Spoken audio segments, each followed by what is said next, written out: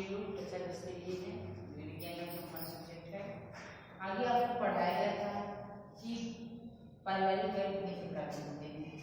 तो पारिवारिक व्यय आपके 3 प्रकार के होते हैं। तो आप देखेंगे उसके आगे जो टॉपिक आपका आएगा व्यय को प्रभावित करने वाले तत्व, यानी आप लोग को इससे पहले आय बताया, आय किसे कहते हैं, यानी परिवार वाला जब हम अपनी योग्यता के अनुसार कार्य करते हैं उसके बदले जो हमको धनराशि प्राप्त होती है वो हमारी आय कहलाती है। और आय के बाद आपका है व्यय, परिवार की आवश्यकताओं को पूरा करने के लिए जो हम लोग खर्च करते हैं, आय में से जो खर्च करते हैं वो हमारा व्यय कहलाता है। और बचत, तो कुल आय में से कुल व्यय को घटा देते हैं, जो धनराशि शेष बचती है वो हमारा बचत कहलाता है। तो यहाँ पे आपको जानना है कि व्यय को प्रभावित करने वाले तत्व, यानी व्यय को प्रभावित करने वाले कौन कौन से तत्व। तो पहले आपका है परिवार का ढांचा, यानी परिवार का ढांचा का मतलब होता है कि परिवार का आकार जो होता है वो छोटा है या बड़ा है। आप देखेंगे परिवार का जो आकार होता है यदि छोटे स्तर पर होते हैं तो वहाँ पे आय कम आते हैं और खर्च भी कम होते हैं।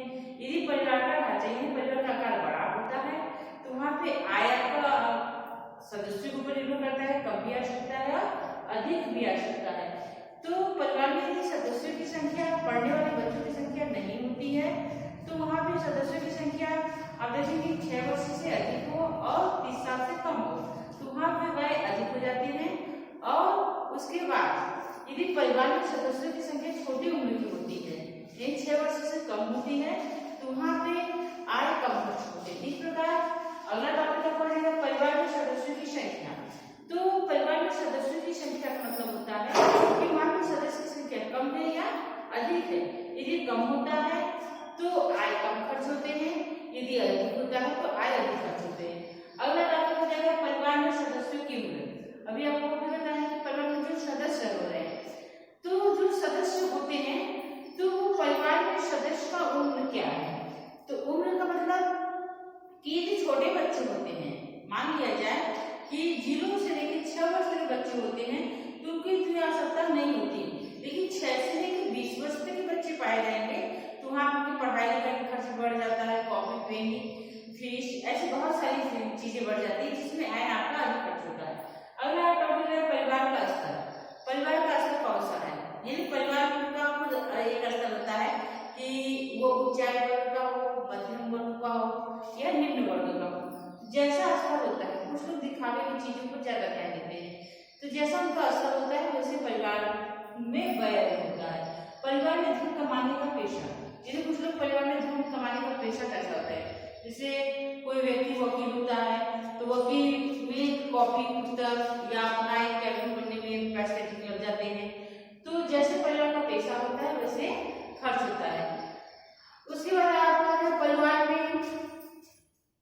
में मान्य धार्मिक सामाजिक परंपराएं, यानी जो परिवार में कुछ परिवार धार्मिक और सामाजिक परंपराओं को अपनाते हैं। तो आप देखें कि जब हम सामाजिक और धार्मिक परंपराएं अपनाते हैं इसमें कुछ न कुछ धर्म के नाम पे दान दक्षिणा देना पड़ता है जिससे अपना व्यय होता है। लेकिन कुछ परिवार ऐसे भी होते हैं जिसमें धन यानी दान दक्षिणा नहीं देते, वहाँ पे आय की बचत हो जाती है। फिर परिवार कैसे स्थान पर रहता है, परिवार 2 तरह के स्थान होते हैं, एक होता है ग्रामीण क्षेत्र, एक होता है शहरी क्षेत्र। यदि आप ग्रामीण क्षेत्र में रहते हैं तो वहाँ आय कम खर्च करने पड़ते हैं, यदि आप शहरी क्षेत्र में होते हैं तो वहाँ आय अधिक होती है। फिर गृहिणी की दक्षता, सबसे लास्ट टॉपिक है गृहिणी की दक्षता, यानी गृहिणी ये जो महिलाएं होती हैं वो चाहे तो अपने घर को स्वर्ग जैसा बना सकती हैं और चाहे तो नरक जैसा। ये गृहिणी की दक्षता के ऊपर निर्भर करता है। कुछ गृहिणियां घर में बैठे बैठे बहुत सारे घरेलू कार्य कर लेती हैं, जैसे सिलाई या कढ़ाई बुनाई, ऐसे कार्य करने से उनकी आय में बढ़ोतरी होती है। लेकिन कुछ गृहिणियां ऐसी भी होती हैं कि पड़ोस के यहाँ क्या है, क्या खर्चा है, क्या ला रही है, ये सारी चीजें देखकर अपने घर में भी रहती हैं। तो इससे उनका क्या होता है कि दिखावे के कारण वो अपनी आय को नुकसान करे, उनको चलाना भी नहीं आता है, फिर वो आय को खर्च करती रहती है। तो ये आपका होगा कि व्यय को प्रभावित करने वाले तत्व।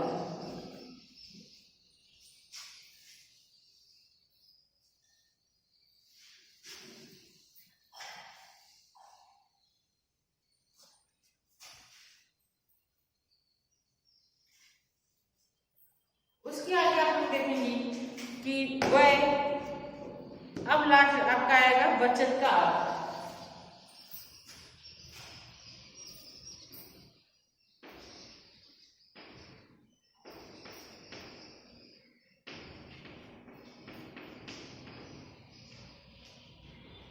बचत का अर्थ जैसे आगे भी आपको बता चुके हैं कि आय, यानी जो हम लोग सारे श्रम करते हैं इसके बदले में उनको जो चीजें प्राप्त होती है वो हमारी आय कहलाती है, और उन चीजों को खर्च करने के बाद जो हमारी धनराशि शेष बचती है वो हमारी बचत कहलाती है। तो आय का वह भाग जो इसमें क्या करेंगे, कुल आय में से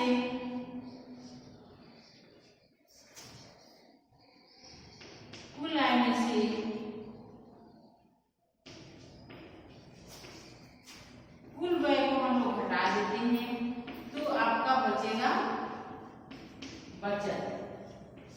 यानी कुल आय में से यानी जितना आपका आय आता है और उतना हम लोग उसमें से व्यय को घटा देते हैं, जो धनराशि आपकी शेष बचती है उससे हम लोग बचत करते हैं। उसके बाद आपका हो जाएगा बचत के प्रकार। बचत के प्रकार आप देखेंगे बचत के प्रकार। बचत दो प्रकार के होते हैं, बचत दो प्रकार के होते हैं। पहला हो जाएगा ऐच्छिक बचत, दूसरा आपका हो जाएगा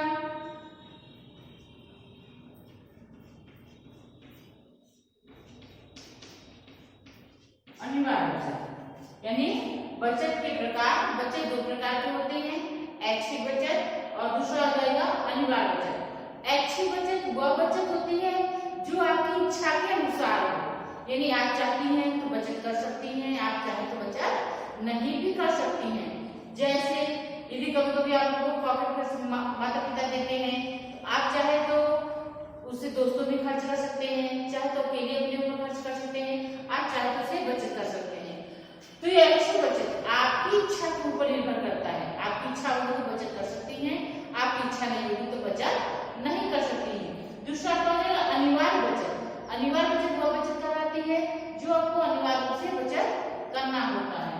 तो अनिवार्य बचत में आप देखेंगे कि कुछ गृहिणियां अपने परिवार को चलाती हैं और चलाते समय ये जितना कुल आय होता है उनमें वो कुछ धनराशि शेष बचाती है। यदि ऐसा वे नहीं करेंगी तो कहीं कहीं महीने के अंत में उनको कर्ज लेने की आवश्यकता पड़ जाती है, इसलिए वो अनिवार्य रूप से कुछ न कुछ बचत करती रहती है।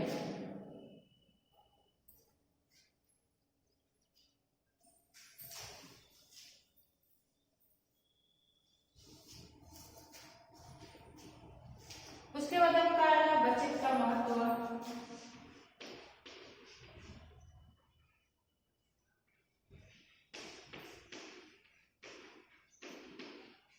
बचत का महत्व यानी हम लोग बचत क्यों करते हैं, तो कहीं ना कहीं आप देखेंगे बचत का महत्व। तो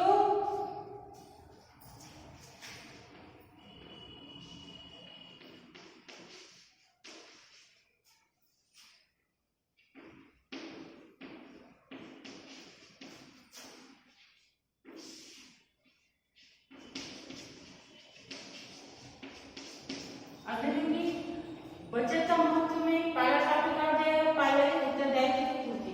परिवार में आप कहीं ना कहीं रहती हैं तो परिवार के प्रति आपका उत्तरदायित्व होता है। उत्तरदायित्व को पूरा करने के लिए हमको आय की आवश्यकता होती है, और आय कहाँ से आएगा।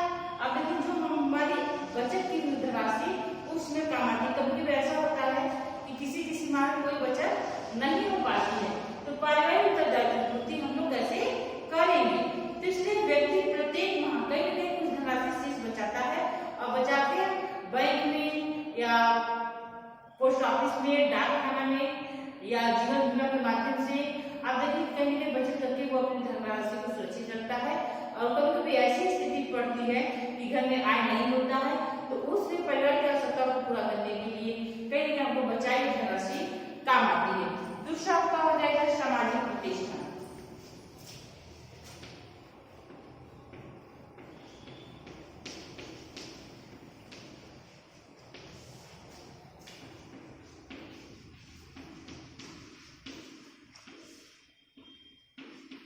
सामाजिक प्रतिष्ठा, समाज में अपनी प्रतिष्ठा बनाने के लिए भी हमको बचत की आवश्यकता पड़ती है। यदि हम लोग बचत अधिक करते हैं तो सामाजिक प्रतिष्ठा हमारी क्या होती है कि हम आय की जब बचत कर लेते हैं, उस आय से हम लोग अपनी धनराशि खर्च करके बहुत सारी चीजों को ले आते हैं, जैसे कूलर है, पंखा है, टीवी है, फ्रिज है, ऐसे बहुत सारी चीजें ले आते हैं, घर में लगाते हैं, जिससे हमारी सामाजिक प्रतिष्ठा बनी होती है। इस प्रकार हम अपनी सामाजिक प्रतिष्ठा को बनाए रखते हैं और ये तब तक बना रहता है जब तक हम लोग अपनी आय का सही उपयोग करते हैं। उसके बाद आएगा अस्तित्व का भरण पोषण।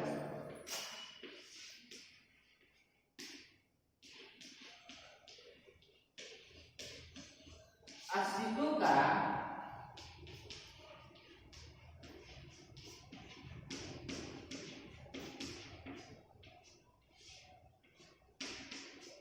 भरण पोषण, यानी परिवार में जब व्यक्ति निवास करता है तो उसमें सारे लोग कार्य करने योग्य नहीं होते हैं। कुछ ऐसे लोग होते हैं जो कार्य नहीं कर पाते हैं तो आय कमा पाती है, तो घर में बहुत सारे लोग आपके ऊपर निर्भर होते हैं, जैसे छोटे बच्चे, बुजुर्ग, आपके माता और या बुजुर्ग रहते हैं, तो ये अपना जीवन निर्वाह कहीं न कहीं परिवार के सदस्यों पर निर्भर करते हैं। तो ये आपके ऊपर निर्भर होते हैं, जो पैसा कमा के लाता है उनके ऊपर निर्भर होते हैं।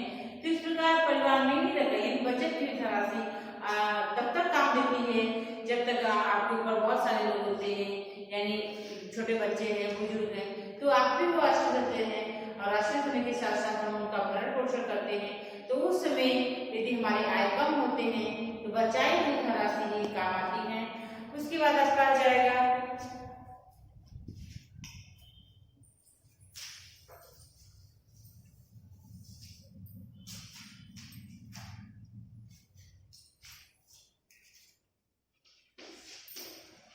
आकस्मिक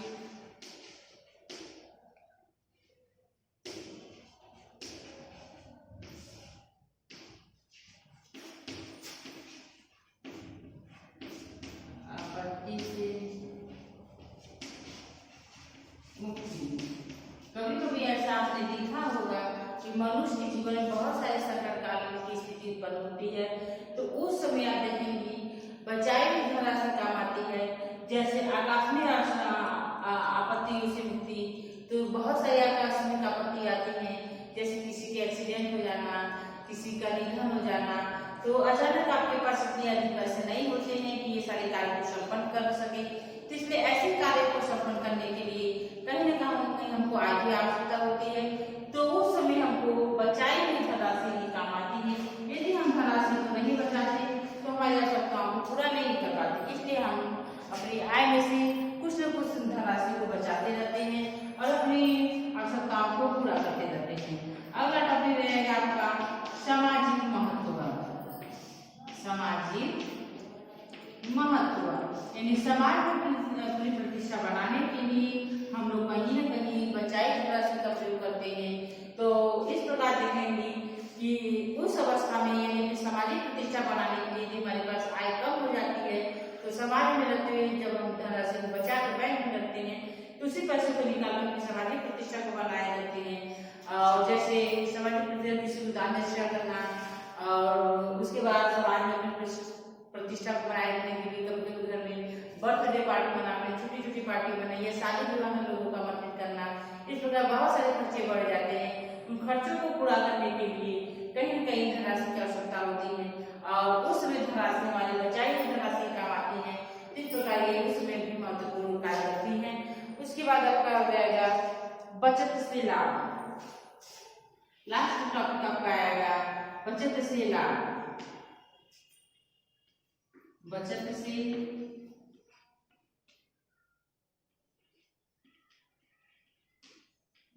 से लाभ, ऐसे बहुत सारी चीजें आपको बताया गया है कि बचत करने से क्या क्या लाभ होते हैं। तो बचत से लाभ आपको बहुत सारे लाभ होते हैं। यदि कभी कभी आय के साधन बंद हो जाते हैं तो बचाई धनराशि कार्य में आती है। यदि जो कार्यकर्ता होता है, जो घर को कमा के लाता है, उसकी मृत्यु हो जाती है तो उस समय भी बचाई धनराशि काम आती है, या फिर नौकरी छूट जाती है, या कभी कभी घर में आग लग जाते हैं तो उस अवस्था में भी आपकी बचाई धनराशि काम देती है।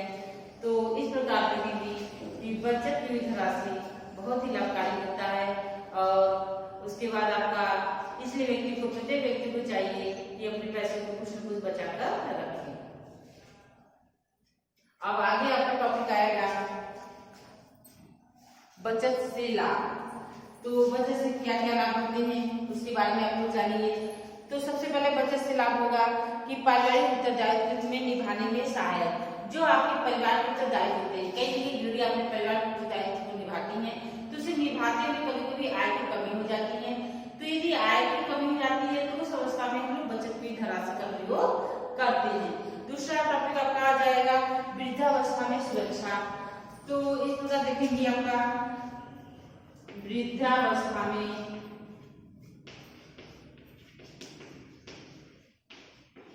सुरक्षा। तो वृद्धावस्था में व्यक्ति कार्य करने योग्य नहीं होता है। तो जब आपकी कार्य करने योग्यता समाप्त हो जाती है तो आय भी बंद हो जाता है, लेकिन जब तक वो कार्य करता है तब तक अपने पैसे को कुछ न कुछ बचाकर रखता है। जब वो व्यक्ति वृद्ध हो जाता है तो अपनी बचाई धनराशि में से अपनी जीवन यापन करता रहता है। कभी कभी ऐसा